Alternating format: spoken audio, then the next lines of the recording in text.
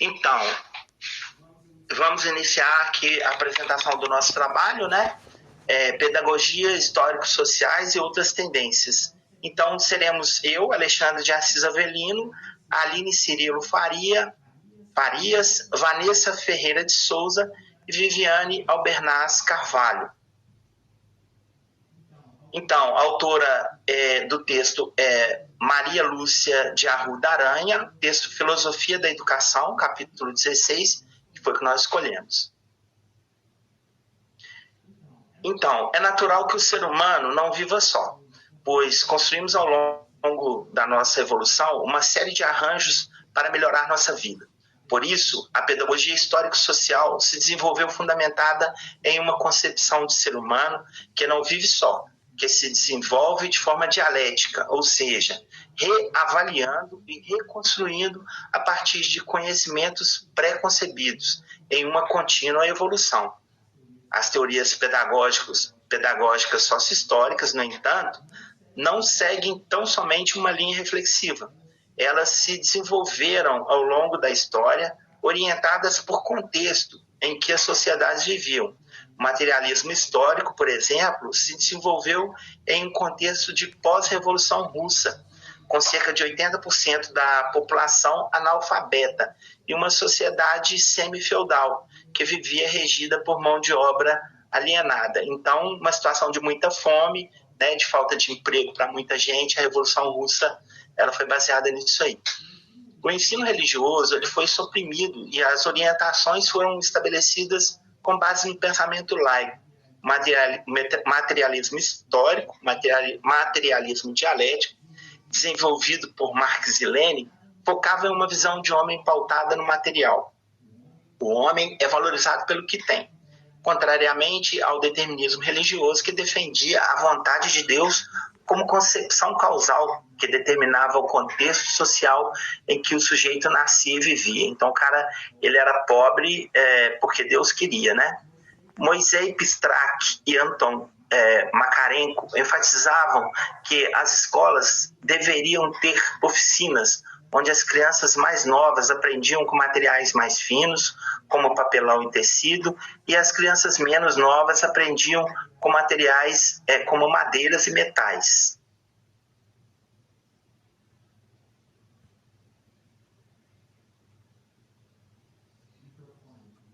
Seu áudio.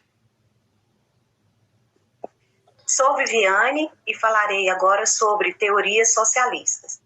Nasceram materializadas na Revolução Russa e buscavam se apropriar da educação burguesa com relação à ciência e tecnologia, associados aos preceitos da Revolução Russa para que se pudesse construir o homem novo. Buscavam compreender conexão entre política e educação e as relações de poder presentes também na educação. Era necessária a unificação entre trabalho intelectual e manual com a disseminação da cultura humana e do trabalho para todas as pessoas. Esse pensamento foi defendido por Antônio Gramsci, que chamou a atenção para o conceito de hegemonia, onde uma cultura dominante se impõe sobre as demais. Não havia consenso nas propostas de educação, pois algumas pessoas acreditavam que as ideias Moisés Pistrak e Anton Makarenko transformariam as escolas em oficinas.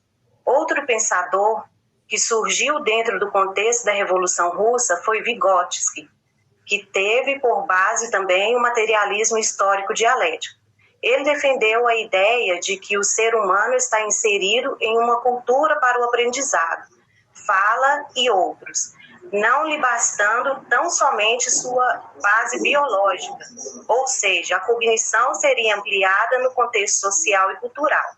Daí surge o conceito de zona de desenvolvimento proximal, que consiste em um intervalo existente entre o desenvolvimento de uma criança sozinha para seu desenvolvimento medido por outra criança ou adulto. Boa noite, meu nome é Aline. Vou falar um pouco sobre as teorias progressistas. A pedagogia progressista designa não uma única forma padronizada de conhecimento, mas uma relação entre educação e contexto social. Vislumbra a transformação social, crítica e nega a manutenção do status, que é defendida pela educação tradicional. Na proposta de George Sanders, a pedagogia progressista evoca a liberação e a criatividade, contudo, nega os excessos da escola nova. Paulo Freire defende que há uma pedagogia dos dominantes e uma pedagogia dos oprimidos. Propõe uma alfabetização conscientizadora que permite aos oprimidos enxergar as contradições sociais e se posicionar diante delas. Saviani, um expoente da pedagogia histórico-crítica, analisa o contexto histórico da educação brasileira, expondo o processo de contínua exclusão dos pobres com relação à escolarização e propõe também uma educação que seja transformadora.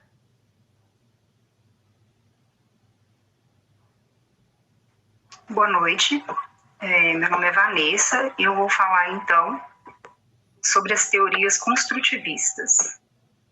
Parte-se do pressuposto de que o sujeito não tem suas predisposições inatas, ou seja, não nascem com elas, sendo constituído no contexto antropológico e histórico-social. Os teóricos construtivistas defendem que o conhecimento vem da interação entre o sujeito e o objeto. O conhecimento resulta de uma contínua construção advinda da invenção e da descoberta. Piaget propõe o estudo de crianças em idade escolar, descreve as etapas do desenvolvimento da criança e do que é capaz em cada etapa, destacando a interação entre as pessoas com objetos. Emília Ferreira, por sua vez, dedicou-se a estudar crianças com dificuldade na aprendizagem, sobretudo na América Latina. Com base nos ensinamentos de seu mestre Piaget, investigou a psicogênese da escrita, ou seja, a relação entre o real e sua representação.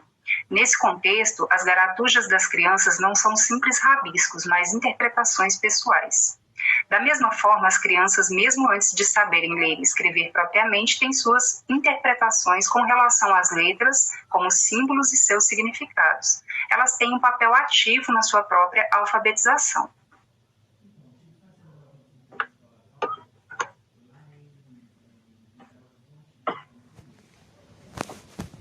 Seu áudio.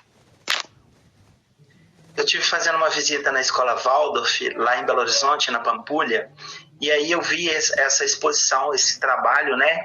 Então, com o jardim de infância, né? Com os anos iniciais, as crianças utilizando aquarela, né? Papel e fotos assim, onde está claro, né? Que o desenvolvimento ele está em fase inicial, né? No jardim da infância, e aí essas fotos das casinhas, né? Feitas assim, de uma forma bem rudimentar, né?